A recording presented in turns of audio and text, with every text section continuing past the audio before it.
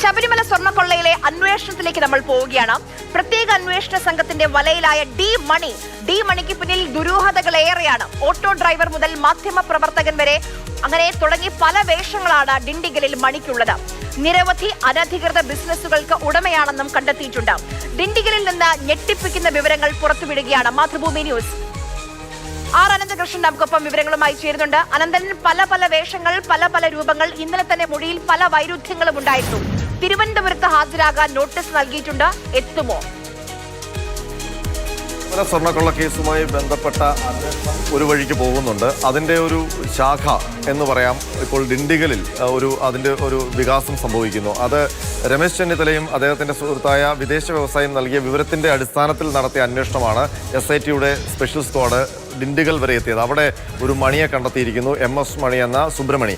ആ സുബ്രഹ്മണിയിലേക്ക് എത്തിയത് ബാലമുരുകൻ എന്ന മറ്റൊരാളിലൂടെയാണ്. ഈ രണ്ടുപേരെയും മാതൃഭൂമി ന്യൂസ് ഡിണ്ടിഗലിലെത്തി നേരിട്ട് കാണുകയും അവരുടെ പ്രതികരണം കേരളത്തിലേക്ക് എത്തിക്കുകയും ചെയ്തു. അപ്പോൾ നമുക്ക് മനസ്സിലാക്കാൻ കഴിയുന്നത് SIT ഇതുവരെയും ഇവർക്ക് സ്വർണ്ണക്കൊള്ളയുമായി ബന്ധമുണ്ടോ എന്നുള്ള കാര്യത്തിൽ ഒരു തീർപ്പിലെത്തിയിട്ടില്ല. പക്ഷേ രമേശ് ചെന്നിത്തലയ്ക്കും ഒപ്പം തന്നെ SITക്കും രഹസ്യവിവരം നൽകിയ വിദേശ വ്യവസായി പറയുന്നത് ഇത് തന്നെയാണ് താൻ ഉദ്ദേശിച്ച ഡി മണി എന്ന ദാവൂദ് മണി എന്നാണ്. അങ്ങനെ വരുമ്പോൾ ഈ റിയൽ എസ്റ്റേറ്റ് ബിസിനസ് മാത്രമേ തനിക്കുള്ളൂ, ഫിനാൻസ് ബിസിനസ് മാത്രമേ ഉള്ളൂ എന്ന ഈ ഡിണ്ടിഗൽ മണിയുടെ വാദം ശരിയാണോ? അപ്പോൾ അത് സംബന്ധിച്ച് കുറച്ച് വ്യക്തത വരുത്തേണ്ടതുണ്ട് എന്നാണ് SIT പറയുന്നത്. ഇന്നലെ 2 മണിക്കൂർ മാത്രമാണ് അയാളെ ചോദ്യം ചെയ്തത്. ഇവർ നൽകിയ വിവരങ്ങൾ, അതുപോലെ തന്നെ ഇവർ കാണിച്ചു കൊടുത്ത ഉണ്ണികൃഷ്ണൻ പോറ്റിയുടെ അടക്കം ശബരിമല സ്വർണ്ണക്കൊള്ള കേസിലെ പ്രതികളുടെ ചിത്രങ്ങളൊന്നും അയാൾ തിരിച്ചറിയുന്നില്ല. അയാൾക്കത് അവരെയൊന്നും പരിചയമില്ല എന്നാണ് പറയുന്നത്. ഇന്നലെ അയാൾ ഇത് ശബരിമലയെക്കുറിച്ചോ ശബരിമല കൊള്ളയെക്കുറിച്ചോ ഒന്നും അറിയത്തില്ല എന്ന് പറഞ്ഞെങ്കിലും ഇന്ന് അയാൾ പറയുന്നത് ഞാൻ തിരുവനന്തപുരത്ത് വന്നിട്ടുണ്ട്, പത്മനാഭസ്വാമി ക്ഷേത്രത്തിൽ തൊഴുതിട്ടുണ്ട്, ശബരിമലയിലും വന്നിട്ടുണ്ട്, പക്ഷെ ആരെയും പരിചയമില്ല എന്നാണ് പറയുന്നത്. ബാലമുരുകൻ എന്ന് പറയുന്ന ആളെ കൂടി നമ്മൾ ഇന്ന് വൈകിട്ട് നമ്മുടെ റിപ്പോർട്ടർ അരുൺ അവിടെ നിന്ന് കണ്ടെത്തുകയും അയാളുടെ പ്രതികരണം കാണിക്കുകയും ചെയ്തു. ബാലമുരുകൻ്റെ പേരിലുള്ള നമ്പറാണ് ഈ മണിയുടെ കൈവശമുള്ളത്. അതാണ് മറ്റൊരു ദുരൂഹത, ഒരു സംശയം ഉണ്ടാക്കുന്നത്. കാരണം ബാലമുരുകൻ്റെ സ്വന്തം അഡ്രസ്സിലൊരു സിം എടുക്കാതെ ബാലമുരുകൻ്റെ അഡ്രസ്സിലൊരു സിം എടുത്ത് എന്തിനാണ് അയാൾ സൂക്ഷിക്കുന്നത്?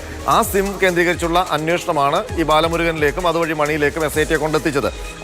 അങ്ങനെ ഉള്ള ചില സംശയങ്ങൾ, ഇവരുടെ ഇടപാടുകൾ സംബന്ധിച്ചുള്ള സംശയങ്ങൾ, അതുപോലെ തന്നെ കഴിഞ്ഞ 6 വർഷത്തിനിടയിൽ ഈ ഡിണ്ടിഗലിലെ മണിക്കുണ്ടായ സാമ്പത്തിക വളർച്ച, അയാൾക്ക് എന്ത് ബിസിനസ്സാണ് എന്നുള്ളത്, ആ ബിസിനസ്സുകളെല്ലാം അയാൾ SITക്ക് മുന്നിൽ വെളിപ്പെടുത്തി എന്നുള്ളത്.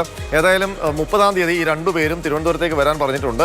വരുമ്പോൾ അവരുടെ IT അതുപോലെ തന്നെ ഈ മണിയുടെ ഇൻകം ടാക്സ് ഡീറ്റെയിൽസും അയാളുടെ 30-ാം തീയതി ഇവർ രണ്ടുപേരും വരേണ്ടതുണ്ട് തിരുവനന്തപുരത്ത്. അപ്പോൾ രമേശ് ചെന്നിത്തല ആണ് ഈ ഡി മണി, അതിലൂടെയാണ് നമ്മൾ ഡി മണി എന്ന ഈ പേര് കേൾക്കുന്നത്.